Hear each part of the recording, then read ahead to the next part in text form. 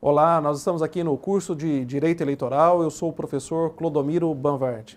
Nós vamos tratar aqui nesta nossa quinta aula a continuidade das inelegibilidades, parte 2, e daremos também continuidade, ou melhor, início, de um novo tema que é relacionado aos partidos políticos.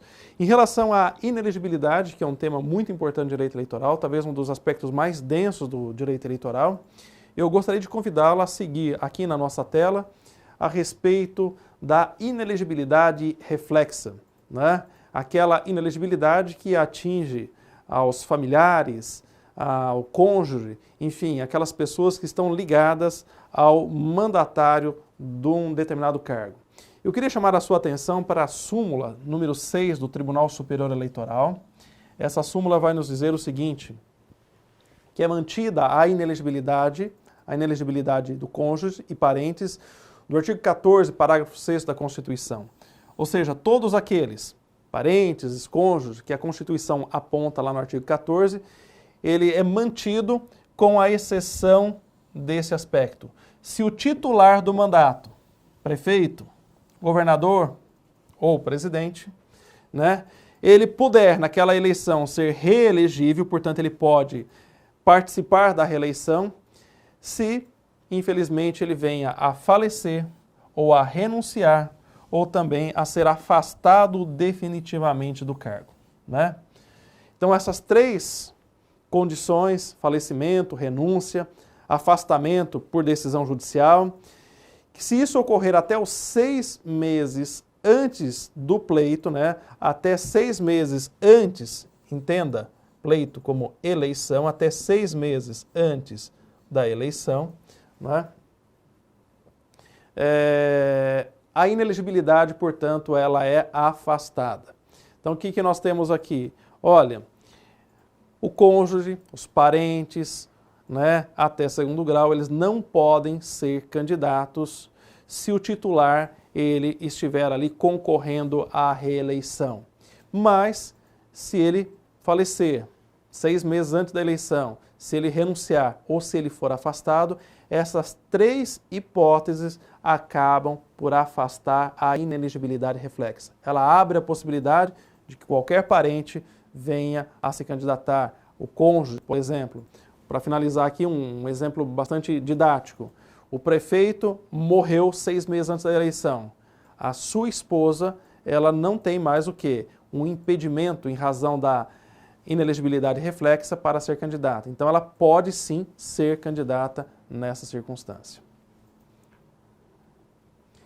A inelegibilidade e também a ficha limpa. Eu queria te chamar a atenção para o seguinte aspecto. Em 1990, nós tivemos a primeira lei complementar, 6490, que é a lei das inelegibilidades. E nós tivemos, em 2010, mais uma lei complementar, 135/2010, que é conhecida como Lei Ficha Limpa. Então, a Lei Ficha Limpa, na verdade, ela foi incorporada à Lei 6490. E nós temos, então, na Constituição Federal, no artigo 14, parágrafo 9º, o seguinte dizer, a seguinte expressão, que a lei complementar estabelecerá outros casos de inelegibilidade. Então, quando se tratar de inelegibilidade no Brasil, nós dependemos de lei complementar. E aí nós temos essas duas que eu destaquei para vocês, 6490 e a Lei Ficha Limpa, que é a Lei Complementar 135 de 2010. Ora, quais foram as principais mudanças que a Lei Ficha Limpa trouxe para a questão da inelegibilidade? Isso você guarda para concurso, isso aqui cai muito em concurso. O ponto mais importante da Lei Ficha Limpa foi o quê? Substituir as penas de inelegibilidade, que antes eram de simplesmente apenas 3 anos, ela substituiu por penas de 8 anos, né? A contar da eleição em que ocorreu a condenação. Então, o que significa isso? Se você foi apanhado por uma determinada inelegibilidade que te leve ao afastamento do cargo, você se tornará inelegível a partir daquela eleição nos próximos 8 anos. Então, digamos que hoje, 2017, você sofreu esse impedimento, nós começaremos a contar a partir de 2018, os 8 anos. Ou seja, a partir desse mandato, ao se findar, né, nós contamos os próximos 8 anos. Significa que você não poderá ser eleito nas próximas 2 eleições. Outro aspecto importante é que a lei da ficha limpa, ela vai o quê?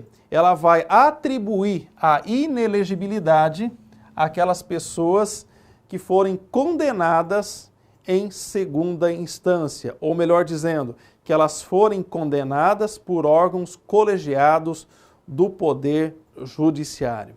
Ora, a lei da ficha limpa nesse aspecto, na medida que ela tentou trazer uma punição maior para quem comete irregularidade no campo eleitoral, ela fez o quê? Ela fez uma mitigação do princípio de presunção de inocência. Então eu não espero mais que a pessoa seja julgada, né, até o final da ação, né, que eu tenha definitivamente uma ação transitada e julgada, mas simplesmente eu antecipo isso. Em segunda instância, né, em decisão colegiada, se houver a condenação, eu já tenho ali motivo para aplicar a inelegibilidade. Veja, nesse exato momento, nós passamos no país uma questão interessante sobre isso. Se o ex-presidente Lula será ou não candidato em 2018. Ora, isso depende, né, da decisão do Tribunal Regional Federal da 4ª Região, em que ele tem uma ação que foi para lá, onde ele já foi julgado e condenado na primeira instância pelo juiz Moro. Então, se ele tiver ali uma segunda condenação, essa segunda condenação é suficiente para aplicar a ele a inelegibilidade, portanto, afastá-lo do pleito de 2018. Ok? Isso é um exemplo e é uma possibilidade, é uma hipótese apenas que eu estou aqui levantando para vocês. A Lei Complementar 6490, ela tem no seu artigo 1º, inciso 1º, inciso 1 e a linha G, um ponto bastante significativo de inelegibilidade que eu queria chamar a atenção de vocês. Olha o que diz a lei. Os que tiverem suas contas relativas ao exercício de cargos ou funções públicas rejeitadas por irregularidade insanável, veja, insanável, que configure ato doloso ou improbidade administrativa, por decisão irrecorrível do órgão competente, né, salvo se houver sido suspensa ou anulada pelo Poder Judiciário, para as eleições que se realizarem nos 8 anos seguintes, contados a partir da data da decisão. Então, em caso de improbidade administrativa, geralmente por decisão do Tribunal de Contas, né, esse amparo do Poder Legislativo para conferir uma fiscalização do Poder Executivo, você tem esse caso aqui colocado, né, em caso de improbidade administrativa por decisão irrecorrível do órgão competente. O que nós temos aqui? No caso do município, é a Câmara Municipal o órgão competente para julgar as contas após o parecer do Tribunal de Contas. Ora, o que eu quero chamar a atenção com tudo isso? Meio confuso aqui, mas vamos por parte.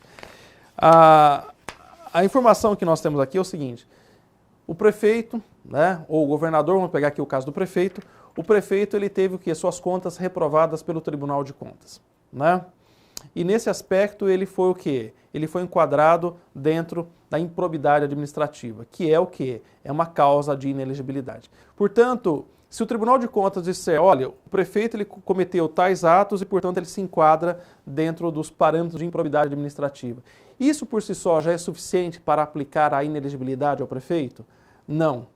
Por quê? Porque a decisão do Tribunal de Contas deve ser julgada pela Câmara Municipal. Então, quem tem a competência para julgar a decisão do Tribunal de Contas é a Câmara Municipal e, portanto, são os vereadores que podem ou não aplicar o afastamento do prefeito e, consequentemente, a causa de inelegibilidade. Então, olha aqui na observação número 2, o parecer do Tribunal de Contas, que rejeita as contas do prefeito, necessita da votação de 2/3 dos vereadores para derrubá-la.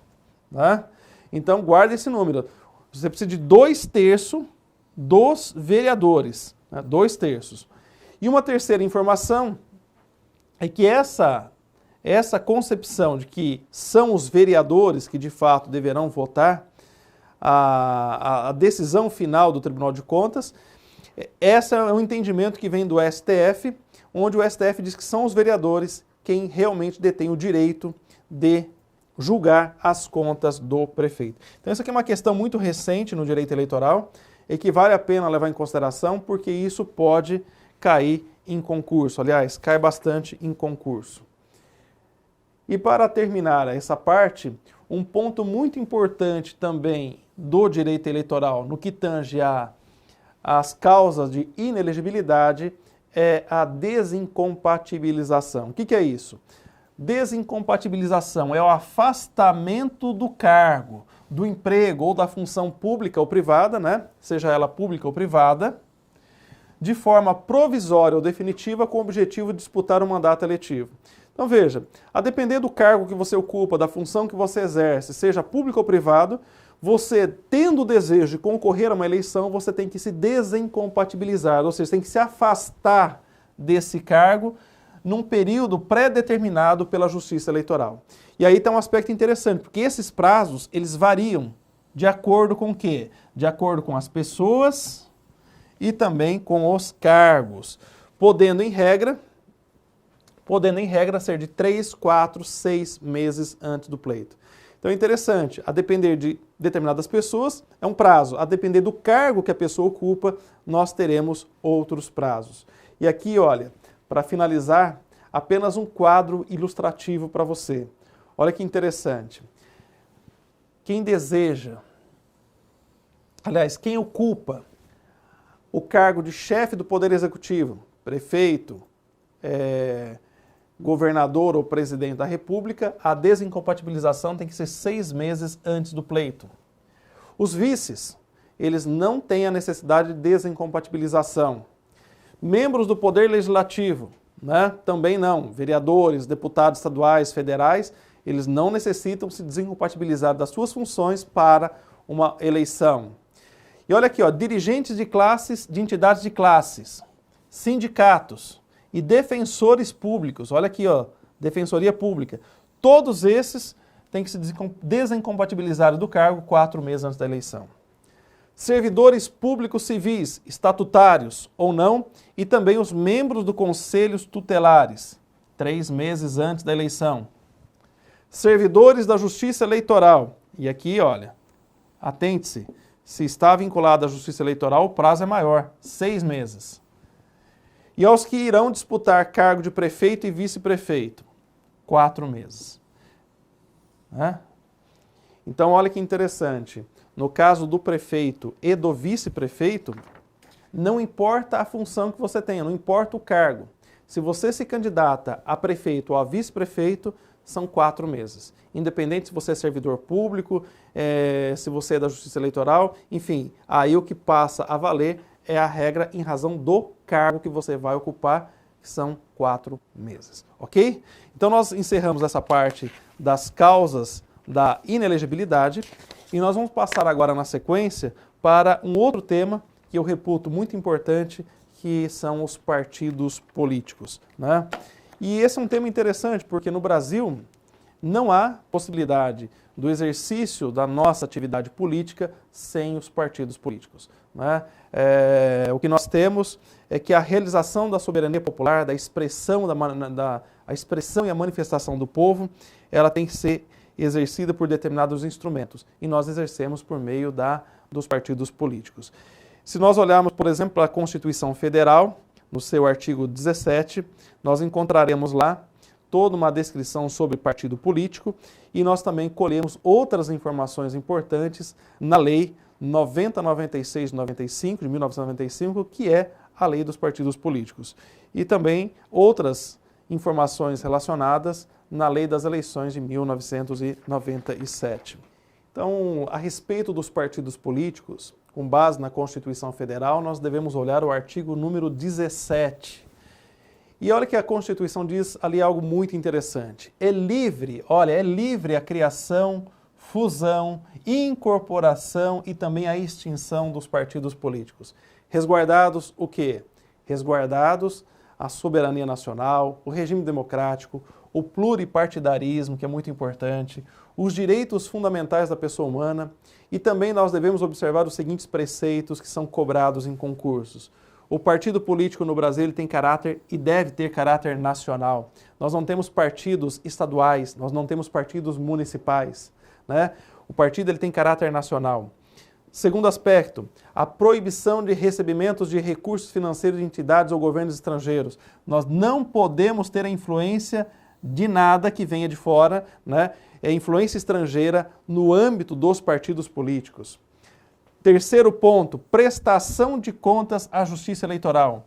Os partidos políticos, eles devem prestar contas à Justiça Eleitoral. Esse é um elemento imposto a eles pela nossa Constituição. E por último, o funcionamento parlamentar de acordo com a lei, né? São pontos fundamentais que marcam a determinação constitucional para a concepção de partido político no Brasil. Mas volto a frisar aqui, há uma liberdade muito grande para os partidos no país. Por quê? Porque a expressão da soberania popular, a expressão daquilo que manifesta o exercício da democracia deve ser feito com base na liberdade. Os partidos políticos, ainda de acordo com a Constituição Federal, vai o quê? Vai assegurar a todos eles, a todo partido político, o quê? Autonomia para definir a sua estrutura e a sua organização interna. Veja, nós não temos nenhuma ingerência externa na regulação, na organização dos partidos políticos. Eles detêm autonomia, ponto fundamental do exercício democrático. Eles detêm também o que? Liberdade, liberdade para a adoção de escolha e o regime das suas coligações. Professor, o que é uma coligação? É quando um partido se une a outro ou a mais de outros, né, a mais de um partido, para que ele possa o quê? Para que ele possa pleitear, né, as condições de eleger um determinado candidato num determinado pleito, numa determinada eleição. Então, essa perspectiva aí de liberdade para estabelecer coligações. Outro ponto importante, os recursos do chamado fundo partidário, né? E acesso gratuito ao rádio e à televisão. Todo partido político no Brasil tem acesso a recursos provenientes do fundo partidário, né? E por último, é vedado ao partido político no Brasil a utilização de organização paramilitar, né? Não há possibilidade, com toda a liberdade que nós temos para os partidos políticos no Brasil, não há a possibilidade que nós concedamos, né, venhamos a conceder ao cidadão, a um grupo de cidadãos, criar um partido político com pretensões paramilitares. Isso é vedado pela própria Constituição. Professor Clodomiro, como se dá a criação de um partido político? O que eu faço para criar um partido político no Brasil? Olha bem aqui comigo. O partido político, ele é criado a partir da perspectiva de uma pessoa jurídica de direito privado. Olha que interessante. Vá lá no Código Civil, artigo 44, inciso 5º, você vai perceber lá que os partidos são enquadrados como pessoas jurídicas de direito privado. Portanto, há uma obrigatoriedade de obediência ao caráter nacional do partido. Eu não posso, como disse anteriormente, criar um partido regional, estadual ou municipal. E eu preciso, para criar um partido, eu preciso disso aqui, olha, apoiamento mínimo. É um conceito que aparece muito em concurso. O que é o apoiamento mínimo?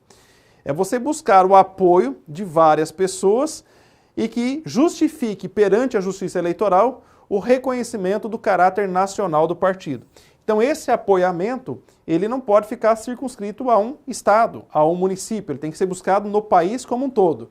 Qual é o critério do apoiamento mínimo? Olha aqui, olha, 0,5% ou 0,5% dos votos válidos que foram dados para a Câmara dos Deputados. Quer dizer, quantos votos válidos nós tivemos para eleger os 513 deputados que compõem a Câmara dos Deputados.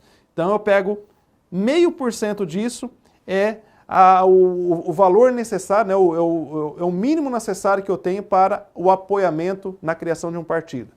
Esse valor tem que estar distribuído, né, em 1/3 ou mais dos estados da federação. 1/3 corresponde a 9 estados. E eu tenho que buscar ali 0,1% do apoiamento do eleitorado que haja votado em cada um deles. Então, olha, 0,5% dos votos válidos que compõem a Câmara dos Deputados, distribuídos em 1/3 dos estados brasileiros, com o mínimo de 0,1 de votação desse eleitorado. Se eu conseguir isso, eu tenho o quê? Eu tenho o reconhecimento do caráter nacional do partido político. Professor, então o apoiamento mínimo ele serve para quê? Para me assegurar que o TSE reconheça o caráter nacional do partido que eu estou procurando criar, ok? Então, da criação e registro dos partidos políticos, isso aqui é um aspecto interessante porque você conseguiu o apoiamento mínimo. O que você vai fazer? Você vai pegar os documentos necessários e vai registrar o seu partido político onde? Olha, marca isso que isso aqui cai em concurso. No Tribunal Superior Eleitoral? Não. Você vai lá em Brasília, no Cartório de Registro Civil de Pessoas Jurídicas, aí ó, do Distrito Federal, lá em Brasília. Você leva um requerimento dirigido a esse cartório do Registro Civil das Pessoas Jurídicas, né, do Distrito Federal, e tem que estar esse documento, esse requerimento subscrito por 101 fundadores. Se você me perguntar por que 101 fundadores, eu vou dizer para você que eu não sei, né? Mas guarde esse número, 101, né? 101 fundadores com domicílio em 1/3 dos estados, distribuídos em 1/3 dos estados. Né? Então aqui ó, a parte de baixo é uma parte mais burocrática, né? Cópia autenticada da ata da reunião da fundação dos partidos, exemplares do Diário Oficial onde você publicou o programa e o estatuto do novo partido, a relação de todos os fundadores, né, dos 101 fundadores, com nome, endereço, município e tudo mais, e também o nome e a função dos primeiros dirigentes provisórios do partido. E olha bem, você tem que apresentar o endereço da sede do partido onde? No Distrito Federal, em Brasília. Então, se o partido tem caráter nacional, ele tem que ser registrado em Brasília e ele tem que ser sediado também em Brasília. Bom, feito isso, você vai agora pegar essa documentação e levar aonde? No Tribunal Superior Eleitoral, para o devido registro. Então, você vai pegar um exemplar autenticado do inteiro teor desse programa, do estatuto partidário, que foram inscritos nesse cartório de registro civil lá em Brasília. Você vai acrescentar a certidão do registro da pessoa jurídica e todas as certidões dos cartórios eleitorais para comprovar o apoiamento mínimo. Então veja bem, olha que coisa interessante. Para que você tenha o apoiamento mínimo, você tem que ter o quê? Uma quantidade de apoiadores distribuídos pelos estados brasileiros. Então esses apoiadores terão que assinar um documento dizendo que estão o quê? Estão ali consignando, né, o interesse da criação daquele novo partido. Esse documento ele vai para a Justiça Eleitoral local, onde você vai ter lá um funcionário da Justiça que vai comparar aquelas assinaturas, verificando, né, o escrivão ali da Justiça Eleitoral, ele vai comparar a autenticidade daquela assinatura à luz do título eleitoral ali registrado. Então esse documento depois é enviado a Brasília, né, ao Tribunal Superior Eleitoral, comprovando ou não a autenticidade ou a falsidade daquelas assinaturas para o apoiamento da criação do partido. Ok? Um outro ponto importante é quando nós falamos em fusão, né, a Constituição fala fusão e incorporação de partidos. Então olha bem, o que é a fusão? É quando dois partidos se juntam, extinguem-se e criam um novo partido, que os dois desaparecem e aparece um novo partido. Né? Quando isso ocorre, fusão do novo partido, olha bem, não é necessário o apoiamento mínimo. Tá? Não é necessário fazer todo aquele procedimento para a criação de um novo partido. Por quê? Porque ainda que seja um novo partido, ele é resultado de uma fusão. Então você dispensa o apoiamento mínimo. E aí você vai então ao registro, né, vai levar ao ofício civil lá do Distrito Federal, ao cartório de ofício civil do Distrito Federal, e após o registro ali, o novo partido ele já passa a ter reconhecimento. E olha que interessante, ele passa a ser reconhecido mesmo antes da averbação do seu estatuto no Tribunal Superior Eleitoral. Ok? Incorporação. Um partido ele deixa de existir quando ele passa a fazer parte de outro. Então, dois partidos. Olha, eu vou deixar de existir porque eu vou me incorporar ao seu partido. Então, nesse caso, novamente, é necessário levar ao ofício civil lá do Distrito Federal, ao cartório, né, do Distrito Federal, o pedido de cancelamento do partido que está sendo incorporado, ok? E a partir desse momento você já tem o quê? Você já tem o reconhecimento do partido, né?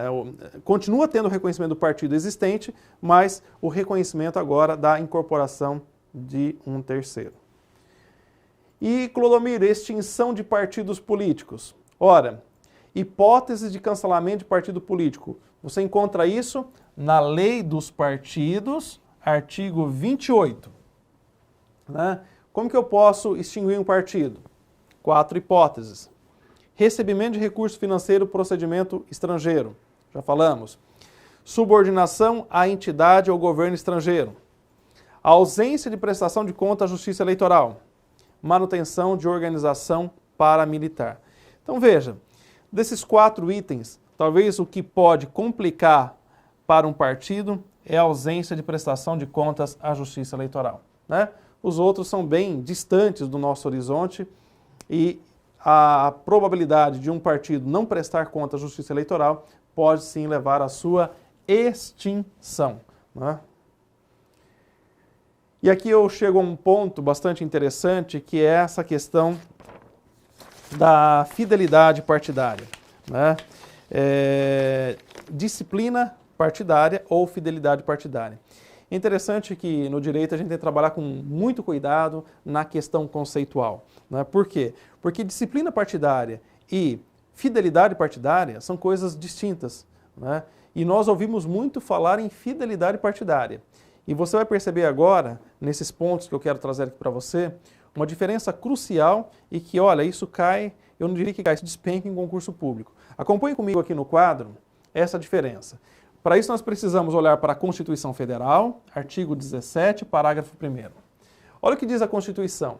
Devem os estatutos partidários estabelecerem normas de disciplinas e fidelidade partidária. Então, normas de disciplina e fidelidade partidária. Isso é o quê? É uma autonomia dos partidos. Mas qual a diferença, professor? Olha bem, disciplina partidária é um instituto de direito privado. Por que direito privado? Porque é a relação do partido político com os seus filiados, né? É a relação do partido com os seus filiados. Fidelidade partidária é diferente.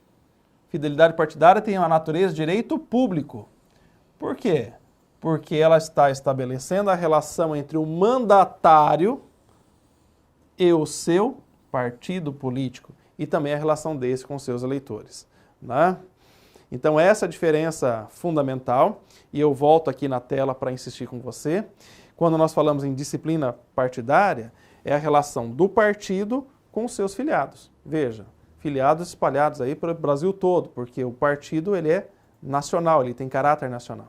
Então a disciplina partidária é uma relação de direito privado, porque é a relação do partido com um afiliado, um que está afiliado no partido. Agora, a fidelidade partidária, preste atenção, é aquele cara que está afiliado ao partido que se elegeu pelo partido e que ele tem um mandato. Então, a relação desse mandato para com o partido e mais ainda a relação desse mandato para com o povo que o elegeu é que gera a fidelidade partidária. E aí você cria um grande problema. O mandato, ele pertence ao partido ou ele pertence ao candidato, né? Então a grande discussão que nós temos no campo da fidelidade partidária é essa questão. O mandato que é exercido por uma pessoa, aquele mandato pertence a ela porque ela recebeu os votos ou esse mandato pertence ao partido que permitiu que ela fosse eleita, né? Então veja comigo aqui no quadro que depois da consulta do Tribunal Superior Eleitoral 1398, no ano de 2007, o STF decidiu que o mandato político, olha lá, o mandato político pertence ao partido político. Olha que interessante, o mandato é do partido, podendo haver perda do mandato por atos de infidelidade partidária. Então vejam, se o mandato não é do candidato, mas é do partido, imagine que essa pessoa, né, esse deputado, digamos, ele pratique uma infidelidade partidária. Ele pode perder o mandato, porque o mandato não é dele, o mandato é do partido. E isso gera também um problema muito interessante, que você verá aqui na sequência, que é o quê? A questão da fidelidade partidária em relação aos cargos majoritários, né? E quando nós falamos em cargos majoritários, nós falamos o quê? Daqueles cargos que pertencem ao executivo. Então, cargo de prefeito, cargo de governador e o cargo de presidente da República. No entanto, nesse caso aqui nós vamos ter algumas peculiaridades. Por quê? O cargo majoritário, né, cargos do executivo e também cargos de senador, olha bem o que nós temos aqui. Em 2015, o STF, quando julgou a ADI 5018, o STF entendeu que o princípio da fidelidade partidária não se aplica aos detentores de mandatos eletivos pelo sistema majoritário. Então vamos colocar aqui uma observação. Sistema majoritário. Quais são os cargos eleitos pelo sistema majoritário? Vamos colocar aqui, de maneira abreviada, presidente da República, governador de estado, prefeito e senador. Ok? Então não se aplica a estes eleitos pelo sistema majoritário, não se aplica o quê? Não se aplica o princípio lá da fidelidade partidária, né? Sobre pena de violação da soberania popular e das escolhas feitas pelo eleitor. E isso vai então ter o quê? Um consagramento na súmula 67 do TSE. Dê uma olhada nessa súmula que diz o seguinte: a perda do mandato em razão de desfiliação partidária não se aplica aos candidatos pelo sistema majoritário. Então o que nós temos aqui? A questão da fidelidade partidária, que é aplicada na seguinte perspectiva: o cargo ele pertence ao partido e não à pessoa, isso não se aplica àqueles que são eleitos no sistema majoritário. Portanto, professor, não se aplica a quem? Aqueles que são eleitos pelo sistema majoritário, ao presidente da República, governadores de estado, prefeitos e aos senadores. Ok? Então, quando você olha para esse aspecto, você vai perceber alguns detalhes. Nós tivemos, por exemplo, na reforma eleitoral de 2015, produzida pela Lei 13.165, nós tivemos uma mudança bastante significativa pela Lei 13.165, que alterou o artigo 22A da Lei dos Partidos, né? Consideram-se justa causa para a desfiliação partidária. Olha que interessante. Quando nós falamos em justa causa, você pode o quê? Você pode se desfiliar do partido sem incorrer em nenhum problema na perda do seu mandato. Nós temos 3 elementos. Quais são? Mudança substantiva ou substancial ou desvio reiterado do programa do partido. Ou seja, o candidato não mais se adequa àquele programa do partido porque o partido desviou completamente o seu programa. 2. Grave discriminação da política pessoal. O candidato está lá dentro ou exercendo o mandato, mas ele se sente discriminado pelo partido. E 3. Mudança de partido efetuada durante o período de 30 dias, olha bem, 30 dias, que antecede o prazo de filiação exigido em lei para concorrer à eleição majoritária ou proporcional ao término do mandato. Então, isso aqui foi uma brecha criada pela Reforma Eleitoral 2015, Lei 13.165, dizendo o seguinte: olha, a pessoa pode mudar de partido no período de 30 dias que antecede aquele prazo final, né, para concorrer à próxima eleição. Então você tem aqui 2 observações. Primeiro, a Reforma Eleitoral 2015, ela abriu uma janela para a troca de partido nos últimos 30 dias que antecede aquele prazo final para a filiação partidária. 2. O desejo com que os nossos legisladores em 2015 tiveram para fazer valer essa janela já para as eleições municipais de 2016, eles se obrigaram a aprovar a emenda constitucional 2016, né, 91/2016, autorizando a troca de partido sem incorrer em fidelidade partidária entre os dias 19 de fevereiro a 19 de março de 2016. Então, para a gente encerrar este aspecto da nossa discussão, a Reforma Eleitoral 13.165 de 2015, ela trouxe o quê? Uma janela da infidelidade dentro da própria legislação. Quer dizer, nós temos que produzir a nossa filiação partidária até 6 meses antes da eleição. Então, o que eles fizeram? Ora, nesses 6 meses antes, você tira 30 dias antes dos 6 meses e nesses 30 dias nós podemos trocar de partido sem nenhuma implicação em relação à perda do mandato. Só que isso foi aprovado o quê? Foi aprovado em setembro de 2015 e eles queriam que isso valesse já para a próxima eleição.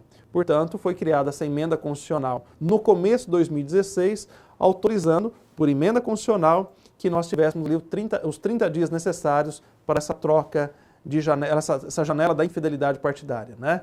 Que você pudesse trocar de partido sem incorrer na perda de mandato. Ok? Nós encerramos então a nossa aula sobre partidos políticos aqui. Eu espero revê-lo no nosso próximo encontro. Um grande abraço e até lá.